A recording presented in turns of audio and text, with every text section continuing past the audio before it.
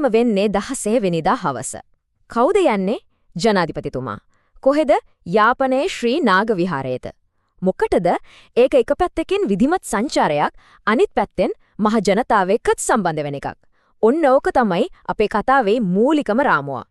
මේ සංචාරය සිද්ධ වෙන තැනත් මෙතනදී හරිම වැදගත්. ශ්‍රීනාග විහාරය කියන්නේ නිකම් පන්සලක් නෙමෙයි.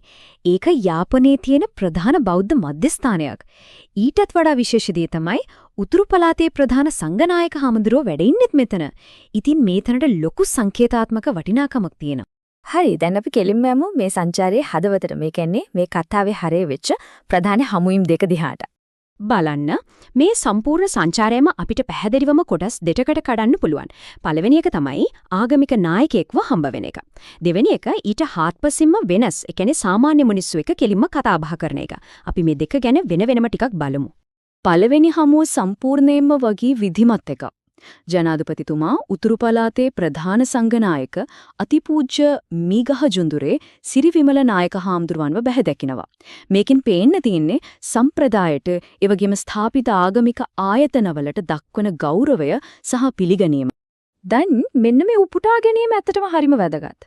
අර විධිමත් හමුවෙන් පස්සේ ජනාධිපතිතුමාම කියන විදිහට එතනට ඇවිත් හිටපු සාමාන්‍ය මිනිස්සු එක්ක සුහද කතා බහකට එකතු වෙනවා. බලන්න මේක පළවෙනි හමුවට වඩා කොච්චර වෙනස්ද? හරිම අවිධිමත් පෞද්ගලික ස්වභාවයක් ගන්නවා. හොඳයි, අපි දැන් සිදුවීම් ටික වාර්තා කළා. දැන් අපි ඒකෙන් එහාට යමු. මේ කරුණු ටික එකට තියලා බැලුවම අපිට පේන ලොකු චිත්‍රය මොකක්ද? ඇත්තටම ඇයි මේ පොඩි සංචාරයක් මෙච්චර වැදගත් වෙන්නේ? ප්‍රශ්නේ තියෙන්නේ එතන. නිකම්ම නායකයෙක් කරන තවත් එක දෙයක් වගේ පෙනුනට ඇයි අපි මේ කෙටි සංචාරය ගැන විශේෂයෙන්ම හිතන්න ඕනේ? මොකද්ද මේකේ තියෙන විශේෂත්වය? මේකෙදි අපිට ප්‍රධාන අංග 3ක් අඳුන ගන්න පුළුවන්. 1. තෝරාගත්ත තැන. ඒ කියන්නේ ස්ථානය. 2. හම්බ වෙච්ච පුද්ගලයා. 3. කරපු දේවල් දෙකේ තියෙන වෙනස. මේ අංග 3ම එකට එකතු වුණාම තමයි සම්පූර්ණ කතාව අපිට පැහැදිලි වෙන්නේ. මෙතනදී අපිට පැහැදිලිවම පේනවා එකම නායකයෙක් එකම දවසක එකිනෙකට හාත්පසින්ම වෙනස් ප්‍රවේශ දෙකක් පාවිච්චි කරනවා. එක පැත්තකින් සම්ප්‍රදායට සහ ආයතනවලට ගරු කරන විධිමත් නායකයා, අනෙක් පැත්තෙන් මිනිස්සු අතරට යන එයාලගේ කෙනෙක් වගේ හැසිරෙන අවිධිමත් සුහදශීලී කෙනා. මේ ප්‍රවේශ දෙකම එකට යොදාගන්න එක අහඹයක් වෙන්න නම් බෑ. ඉතින් මේකේ තීරණාත්මකම කාරණේ තමයි මේක. මේක නිකම්ම සංචාරයක් නෙවෙයි, මේක පණිවිඩයක්.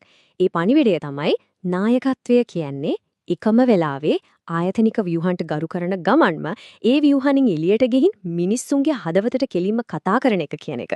මේ දෙකම එකට බැලන්ස් කිරීමේ උත්සාහයක් තමයි මෙතන පෙන්න තියෙන්නේ. එනම අවසාන වශයෙන් අපි හැමෝම මේ ප්‍රශ්නේ ගැන ටිකක් හිතමු. නායකයෙකුගේ විධිමත් රාජකාරීමේ භූමිකාව සාමාන්‍ය මිනිස්සු එක්ක කරන අවිධිමත් පෞද්ගලික කතා බහක් එක්ක එකටම වුණාම ඒකින් සමාජයට දෙන සැබෑම පණිවිඩය මොකක් වෙන්න පුළුවන්ද?